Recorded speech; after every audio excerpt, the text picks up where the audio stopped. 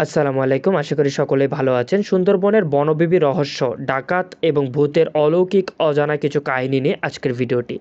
সুন্দরবন বিশ্বের সবচেয়ে বড় ম্যানগ্রোভ বন, যেখানে রয়্যাল বেঙ্গল টাইগার এবং এর ভয়ে নদী মাঝি ছাড়িয়ে এমন এক কিছু রহস্য তৈরি হয়েছে যা আজও বিজ্ঞানীরা ব্যাখ্যা করতে পারেননি। আজ জানব বনবিবি অলৌকিক ঘটনা আর ভয়ঙ্কর ডাকাত দলের কাহিনী, যা বাস্তব এবং কিংবদন্তির মাঝখানে আটকে আছে। বনবিবির বিশ্বাস। সুন্দরবনের মানুষজন শতাব্দীর পর শতাব্দী ধরে বনবিবি পূজা করে আসছে। তাদের বিশ্বাস বনবিবি এই বিশাল বনের রক্ষক। বনবিবি মুসলিম, আর তার সাথে পূজিত হন হিন্দু ধর্মের ডাকাত সর্দার ডাকাত রায়। এই মিলিত উপাসনার পিছনে রয়েছে এক বিস্ময়কর গল্প। শোনা যায় একবার এক ধনী বণিক ধোনাই নামক একজন ছেলেকে বনের মধ্যে ফেলে রেখে চলে যায়, যাতে সে বনবিবিকে উৎসর্গ করতে পারে।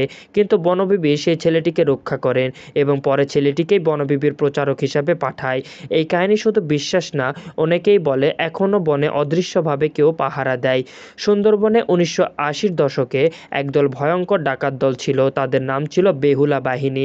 লোকমুখে প্রচলিত এই দলটির সর্দার ছিলেন এক তান্ত্রিক ডাকাত, যার কাছে ছিল কালো জাদুর শক্তি। স্থানীয় জেলেরা বলতো ওই এলাকার রাত হলেই তারা অদ্ভুত শব্দ শুনত, কখনো কারো কান্না, কখনো ঘোড়ার টকবক শব্দ, অথচ আশেপাশে কেউ থাকতো না। একবার এক বন বিভাগের অফিসার একটি গাছের নিচে আগুন জ্বলতে দেখে এগিয়ে যান এবং কখনো আর ফিরে আসেনি। এই ঘটনাকে কেন্দ্র করে এখনও এলাকাকে সূর্য স্তর পর পাড়ি দেওয়াকে নিষেধ করা হয়েছে। 2012 সালে সুন্দরবনের একদল গবেষক একটি রাত বনবিবির মন্দিরের পাশে কাটান। তারা দাবি করেন রাত 2টার দিকে তারা হঠাৎ ঘন কুয়াশা, অস্বাভাবিক শব্দ আর হালকা নারীকণ্ঠে আওয়াজ শুনতে পান। পরদিন সকালে তারা ক্যামেরা চেক করেন। এক মুহূর্তে একটি অদ্ভুত ঝাপসা মুখ দেখা যায়। অনেকেই বলেন এটি বনবিবি, আবার কেউ বলেন হয়তো ডাকাতের রক্ষাকর্তা আত্মা। বিজ্ঞান হয়তো এইসব কাহিনী ব্যাখ্যা দিতে পারবে না, কিন্তু সুন্দরবনের আজও মানুষে বিশ্বাস করেন বনবিবি শক্তি এবং এই বনের অদৃশ্য পাহারাদারদের।